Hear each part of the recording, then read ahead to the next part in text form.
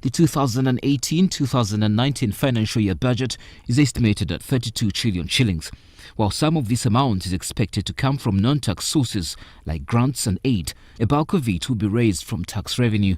Indeed, Uganda Revenue Authority has, like previously, had its target moved upwards.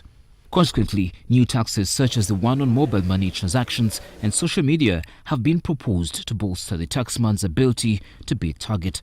Experts feel that the taxman and government seem to be hard-pressed by the country's growing social needs vis-à-vis the low internal resource mobilization capability. The stagnation of tax collections vis-à-vis GDP.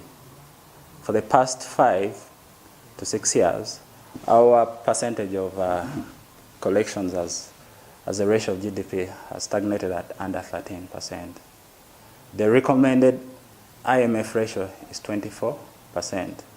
Now, when you compare that with our peers, Kenya should be at around 18. If they hadn't rebased their economy, they'd probably be hitting 20. Tanzania should be at 16%. But tax experts observe that consideration has to be made to balance revenue collection with economic activity support. This is in the view of small and medium enterprise players. The trade and industry docket is only receiving 0.5% of the entire budget. This is minimal and negligible. So if you're talking about manufacturing, we are saying this budget is contributing to NDP2, which talks about enhancing our competitiveness through wealth creation, employment creation. How come we are not investing? We are not putting our money where our mouths are, namely agriculture and industry.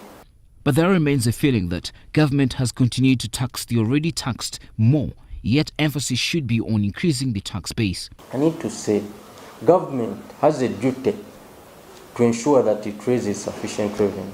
And therefore, as the private sector, I want to urge government to pull up its socks. But in trying to pull up its socks, it shouldn't overburden the people already in the tax net. And that's our quarrel with some of the proposals that have been made. For instance, if you look at the social media tax, you're charging 100 shillings per usage indiscriminately. We are saying, fine, if you want to tax social media, find a formula of saying, if you're on social media for business, then you have a waiver or something. And growing the tax base will, however, require deliberate policy direction, which, according to pundits, demands proper long-term planning.